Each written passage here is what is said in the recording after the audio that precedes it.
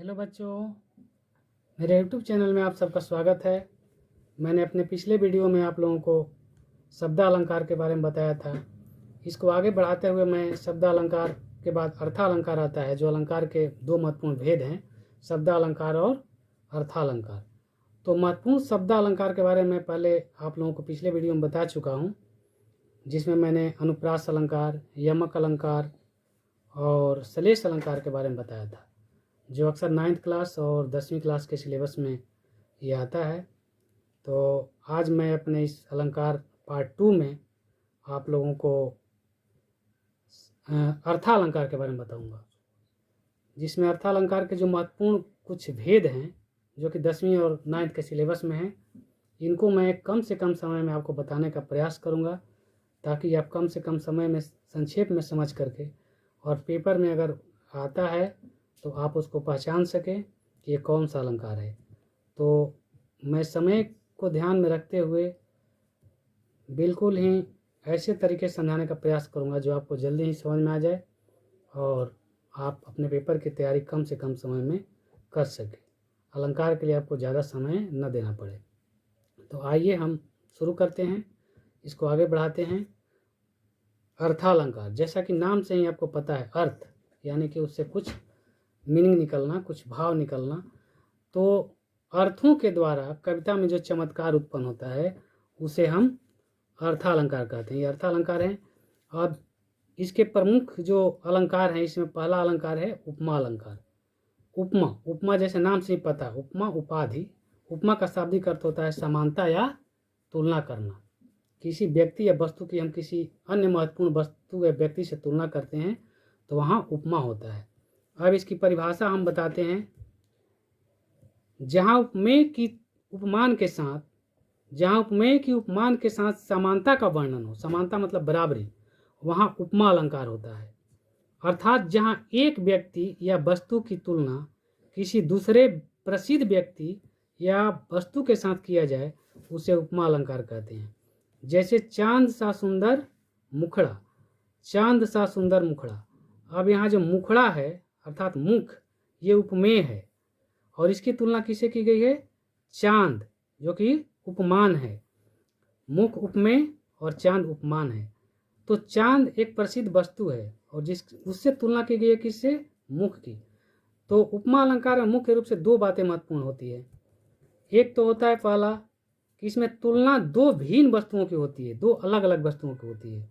और दूसरा इसमें महत्वपूर्ण जो चीज़ है वो ये है, पहला इसमें ये है कि तुलना दो भिन्न वस्तु यानी कि अलग वस्तुओं की होती है, और दूसरा इसमें है कि तुलना करते समय किसी वस्तु की तुलना लोक प्रसिद्ध या श्रेष्ठ वस्तु से की जाती है। जो वस्तु किसी पूरे संसार में या पूरे समाज में जो प्रचलित हो या प्रसिद्ध हो तो उससे की जाती है। जैसे कि आपको हमने बताया चांद सा सुंदर मुखड़ा। तो चांद तो सर्वविदित है, विश्वविख्यात है, सबको उसके बारे में पता है। तो चांद से तुलना किससे की जा रही है? मुखड़ा से। मुख हालांकि चांद हो या ना हो, लेकिन उससे तुलना की जा रही है। तो इसमें दो बातों पर मुख्य रूप से ध्यान देनी होती है। पहला तो दो जिनकी तुलना होती है, ये दो अलग अलग वस्तुएं होती हैं, और तुलना करते समय पहले वस्तु की तुलना जब दूसरे वस्तु से की जाती है तो वह वस्तु बहुत ही प्रमुख या महत्वपूर्ण होती है। अब उपमा के अंग होते हैं, इसके 4 प्रमुख अंग होते हैं।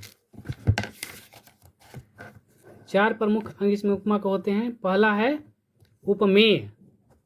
उपमेय, जिस वस्तु की तुलना या समानता की जाती है वह उपमेय कहलाता है। यानी कि जिस वस्तु, जैसे चांद सा सुंदर मुखड़ा में हमने मुख की तुलना किया है तो मुख क्या हो गया?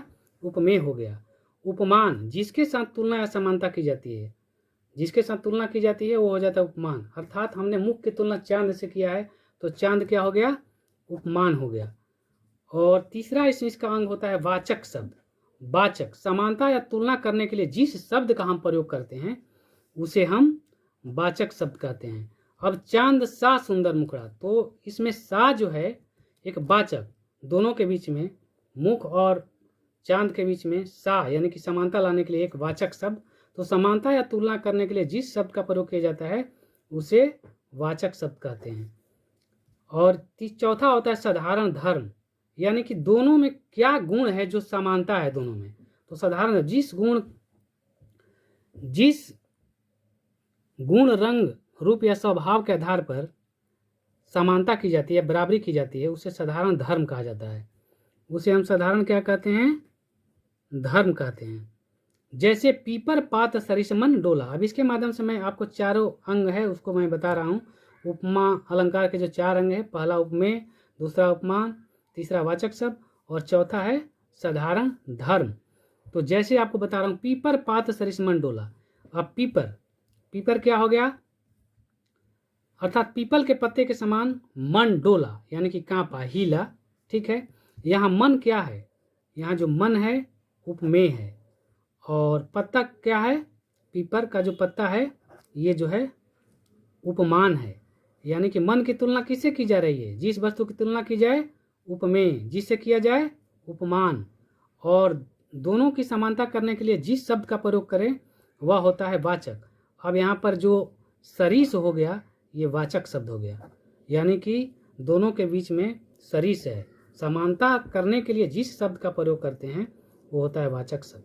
और चौथा हो गया साधारण धर्म। अब साधारण धर्म क्या है भाई दोनों का? तो पीपल का पत्ता भी डोलता है और मन भी हमारा डोलता है। मन कभी इधर भटकता है, कभी उधर भटकता है। तो ये जो डोला जो है क्या हो गया? साधारण धर्म हो गया। तो ये उपमा अलंकार के ये 4 प्रमुख अंग है। अब उपमा अलंकार को पेपर में अगर आता है तो कैसे आप पहचानेंगे कि ये उपमा अलंकार है या कौन सा अलंकार है? तो इसको पहचानने के लिए आपको एक साधारण सा मैंने आपको तरीका बताता हूँ। उपमा अलंकार को पहचानने का तरीका यह है कि इसमें उपमेय तथा उपमान के बीच में, उपमेय तथा उपमान के बीच में सरिस, सरिस, सा, सी, सम जैसे शब्द या जैसे ये शब्द होते हैं। जैसे कबीर माया मोहिनी, जैसे मीठी खांड। अब यहाँ पर माया क्या हो गया? माया उपमेय हो गया, और मीठी क्या हो गया? साधारण धर्म हो गया। खांड क्या हो गया? उपमान हो गया। यहाँ पर जो खांड है उपमान हो गया, माया जो है उपमेय हो गया, और जैसे जो है यहाँ पर जैसे है वाचक शब्द हो गया, और मीठी जो है साधारण धर्म हो गया। तो आप देखेंगे हमने बताया कि पहचानने का क्या तरीका है। तो इसमें सरिस, अब यहाँ सरिस आता है, सा आता है, सी आती है, सम या जैसे। यहाँ पर है ना कबीर माया मोहिनी, जैसे, जैसे आ गया।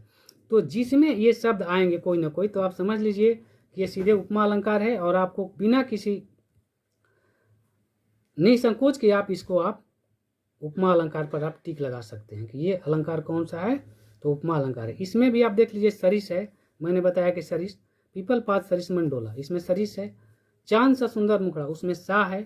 तो जिसमें भी सरिस आए, सा आए, सी आए, सम आए, जैसे आए, तो अगर इस प्रकार के ऐसे शब्द हैं तो वहाँ आप समझ लीजिए कि ये उपमा अलंकार है, और अगर आप इस पर टिक लगाते हैं तो आपका उत्तर ये सही होगा। अब उपमा के 2 भेद होते हैं। कौन कौन होता है? तो इसमें पहला है पूर्ण उपमा, पूर्ण उपमा, और दूसरा है लुप्त उपमा। पूर्ण उपमा का मतलब होता है जहां उपमा के चारों अंग अर्थात उपमेय, उपमान, वाचक धर्म, वाचक शब्द और साधारण गुण धर्म, ये चारों हो, वहां पर पूर्ण उपमा होता है। और जहां पर ये चारों ना हो, कोई ना कोई एक गायब हो, तो वहां पर लुप्त उपमा, लुप्त मतलब छिपा हुआ, अर्थात लुप्त, गायब है, वहां से लुप्त उपमा है। जैसे रति रमणीय मूर्ति राधा की। अब रति क्या हो गया? यहाँ रति उपमान हो गया, और रमणीय जो है साधारण धर्म हो गया, और राधा क्या है? यह है उपमेय। अब यहाँ पर वाचक शब्द गायब है, वाचक शब्द नहीं है, सास इसमें कहीं है नहीं। रति रमणीय मूर्ति राधा की, रति रमणीय मूर्ति राधा की। अब ये रति जो है उपमान, इसकी तुलना किससे की गई है? राधा से की गई, तो उपमेय हो गया। साधारण धर्म क्या हो गया? तो भाई रति भी सुंदर, राधा भी सुंदर, तो ये साधारण धर्म हो गया। वाचक शब्द, जैसे आपको बताया कि बीच में कहीं ना कहीं सा से सी होता है, सरिस होता है, जैसे होता है, तो इसमें ये नहीं है, गायब है। लेकिन अगर गायब है तो भी आपको घबराने की जरूरत नहीं है। इसकी उपमा अलंकार की पहचान ये है कि इसमें उपमेय और उपमान के बीच कोई ना कोई शब्द जरूर रहता है, इसलिए आप इसको पहचानने में आपको दिक्कत नहीं होगी। लेकिन अक्सर अधिकतर जो भी उपमा अलंकार है उसमें सरिस, सा, जैसे या सी जैसे शब्द अवश्य ही होते हैं। तो मुझे उम्मीद है कि आप उपमा अलंकार के बारे में समझ गए होंगे। अब अर्थालंकार का दूसरा रूप है रूपक अलंकार। रूपक, रूपक जैसे कि आपको नाम से ही पता चल रहा है, जहां उपमेय में उपमान का आरोप हो वहां रूपक, उपमेय में उपमान का आरोपण किया जाए वहां क्या होता है, रूपक अलंकार होता है। उपमेय में उपमान का आरोप का अर्थ होता है दोनों में अभिन्नता, अर्थात दोनों में कोई अंतर नहीं दिखाना। दूसरे शब्दों में हम कह सकते हैं कि जहां उपमेय और उपमान के बीच के अंतर या भेद को समाप्त कर एक कर दिया जाता है वहां रूपक अलंकार होता है। रूपक का मतलब रूप से भी होता है, रूपक का मतलब नाटक भी होता है। नाटक में आप देखेंगे कि दो पात्र आमने सामने होते हैं, बीच में कोई पर्दा नहीं होता है, बीच में कोई भेद नहीं होता है, दोनों एक दूसरे के ऊपर एक दूसरे से डायलॉग का संवाद करते हैं। रूपक में भी क्या होता है, दो वस्तुओं की जब समानता की जाती है तो दोनों के अंतर को समाप्त कर एक बना दिया जाता है, अर्थात उसके अंतर को, अर्थात उसके आरोपण को समाप्त कर दिया जाता है। वहां पर क्या होता है, रूपक अलंकार। तो इसमें इसकी पहचान क्या है, तो रूपक अलंकार को पहचानने का सबसे आसान तरीका यह है कि इसमें उपमेय तथा उपमान दोनों, इसकी पहचान क्या है रूपक अलंकार का, तो इसमें उपमेय तथा उपमान दोनों पास पास होते हैं। हमने उपमा अलंकार में बताया कि ये दोनों पास पास नहीं होते, दोनों कविता के दोनों के बीच में, उपमेय और उपमान के बीच में कहीं ना कहीं कोई ना कोई जरूर शब्द होता है या सरिस होता है, सा होता है, जैसे होता है। लेकिन रूपक अलंकार में क्या होते हैं, उपमेय और उपमान दोनों पास पास होते हैं। अब मैं उदाहरण के द्वारा आपको बताता हूँ। जैसे चरण कमल बंदो हरिराई। अब यहाँ पर चरण क्या है, उपमेय है, चरण यहाँ उपमेय है और ये चरण उपमेय हो गया, और कमल क्या है, उपमान। अब देखिए ये रूपक कैसे है, यहाँ पर चरण और कमल दोनों पास साथ साथ है। हमने आपको पहचान बताया कि रूपक अलंकार में उपमेय और उपमान दोनों ही पास पास बिल्कुल होते हैं, सटे हुए होते हैं। तो यहाँ पर आप समझ लीजिए कि ये रूपक अलंकार है। यहाँ चरण उपमेय पर कमल उपमान का आरोप अर्थात भेद को समाप्त कर चरण को ही कमल बताया गया है। अब चरण को कमल जैसा ना बता करके चरण को ही कमल बताया गया। चरण कमल बंदो, भगवान के चरण कमलों की मैं वंदना करता हूँ। चरण जैसे कमलों की नहीं, चरण कमलों की, अर्थात उनके चरण को ही कमल मान लिया गया है, इसलिए इसको रूपक यानी एक ही जैसा रूप मान लेना। रूपक नाम से ही परिचय, रूपक का मतलब रूप माने दो रूप को एक कर देना रूपक अलंकार कहलाता है। दो रूप है उसको हम एक कर दिए, वहां रूपक। तो यहाँ पर चरण जो है, अब यहाँ पर कोई बीच में कोई होता सा सी या जैसे होता तो यहाँ पर जरूर कोई ये उपमा अलंकार हो जाता। लेकिन चरण और कमल दोनों साथ साथ है और चरण को कमल मान लिया गया है, समानता नहीं दिखाया एक चरण कमल, चरण जो है कमल के समान है बल्कि चरण ही कमल है, इसलिए यहाँ पर रूपक अलंकार होगा। अब दूसरे उदाहरण को आप देखिए, पायोजी मैं राम रतन धन पायो। पायोजी मैं राम रतन धन पायो।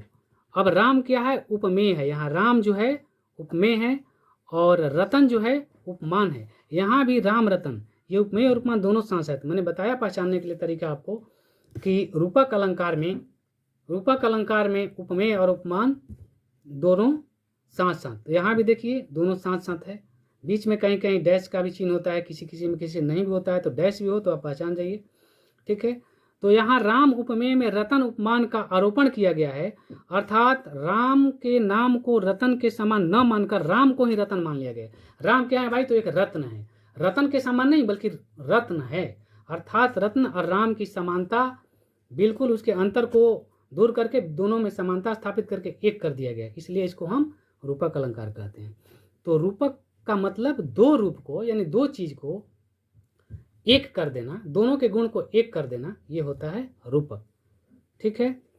अब अर्थालंकार के तीसरा जो रूप है, मैं 10वीं और 9th के सिलेबस के अकॉर्डिंग पढ़ा रहा हूँ। अलंकार के लगभग 10वीं में 5 अलंकार जो हैं अर्थालंकार, और शब्दालंकार 3 है, अनुप्रास है, यमक है, श्लेष है। तो मैं इसमें उसी चीज़ को बता रहा हूँ। मैं अपने पिछले वाले वीडियो में आपको शब्दालंकार के बारे में बताया था, जिसको आप देख सकते हैं, और इसमें मैं अर्थालंकार को बता रहा हूँ। तो ये तीसरा जो है उत्प्रेक्षा अलंकार। उत्प्रेक्षा, इसका शाब्दिक अर्थ होता है संभावना या कल्पना। किसी चीज़ की जब हम संभावना व्यक्त करते हैं या कल्पना करते हैं तो वहाँ पर क्या होता है, उत्प्रेक्षा अलंकार। अब इसकी परिभाषा आप देख लीजिए। जहाँ उपमेय में उपमान की संभावना या कल्पना को व्यक्त किया जाए, शाब्दिक अर्थ भी होता है संभावना या कल्पना। जहाँ उपमेय में उपमान की संभावना या कल्पना को व्यक्त किया जाए उसे उत्प्रेक्षा अलंकार कहते हैं। अब इसकी पहचान क्या है, इसका एग्जाम्पल मैं आगे बता रहा हूँ, लेकिन पहले पहचान जान जाइए। इसमें मनु, मनहु, मानहु, मनो, मानो, जानो, ज्यों, जनु, ईव आदि शब्द आते हैं। यानी कि पूरे कविता में उसमें कहीं ना कहीं ये शब्द जरूर आएगा उपमेय और उपमान के बीच में। जैसे आप देख लीजिए, सिर फट गया उसका वहीं, मानो अरुण रंग का घड़ा। अब सिर क्या है, उपमेय है, इसकी तुलना किससे की गई है, फटे हुए सिर की तुलना किससे की गई है, अरुण अर्थात लाल रंग के घड़े से। अब चूंकि सिर जो है घड़ा नहीं हो सकता, लेकिन यहाँ कल्पना की गई है, संभावना व्यक्त किया गया कि सर अगर फट जाता है और खून निकलता है तो जो खून लाल होता है और घड़ा भी लाल होता है, तो ये पूरा सर घड़े के समान लाल दिखाई पड़ता है।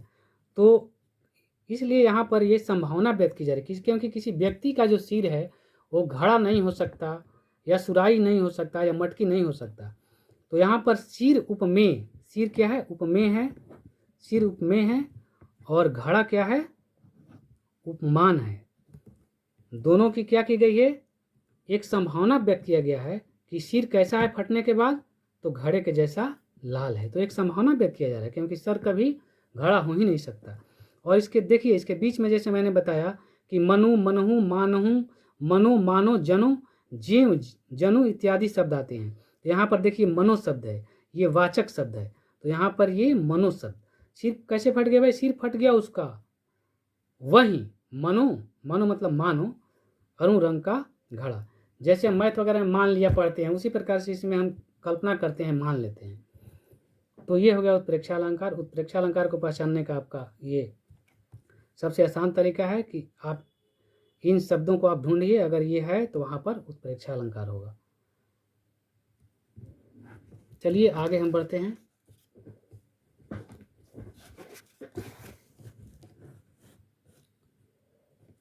चौथा इसका रूप है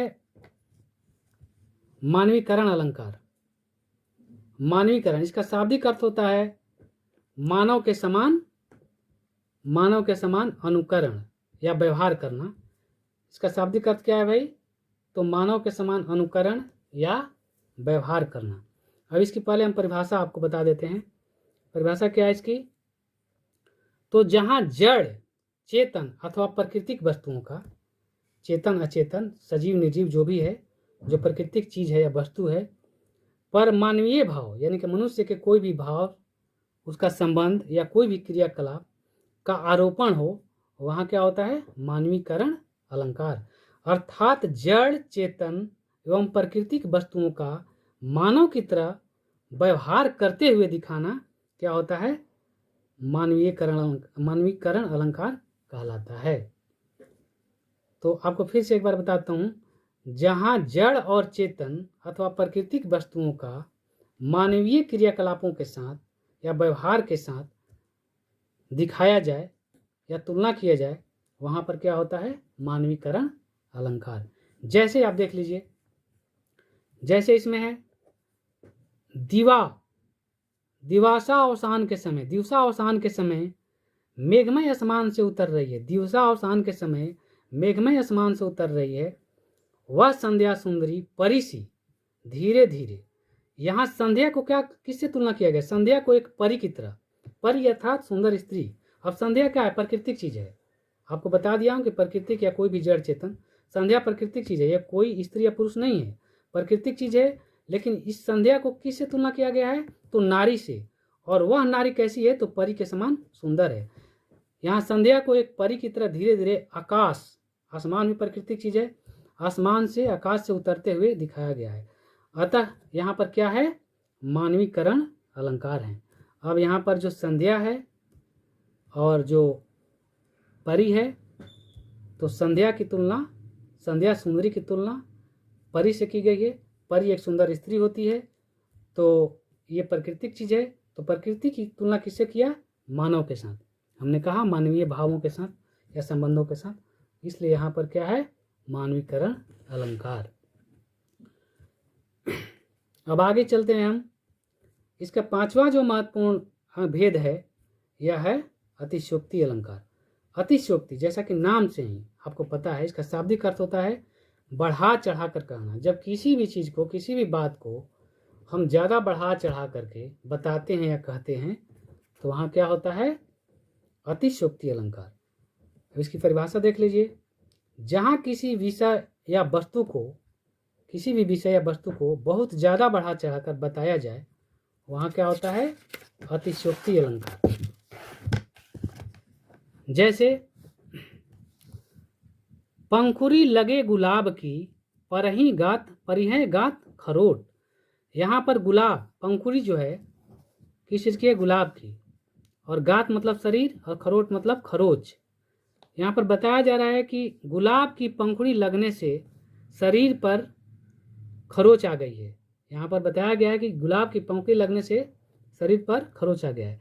अतः यहाँ पर क्या है, अतिशयोक्ति अलंकार है, क्योंकि किसी भी व्यक्ति का शरीर इतना कोमल नहीं हो सकता कि गुलाब की पंखुड़ी या फूल लगने से उसमें खरोच आ जाए या वह छील जाए। अतः यहाँ पर अतिशयोक्ति अलंकार है, क्योंकि इसको बढ़ा चढ़ा करके प्रस्तुत किया गया है।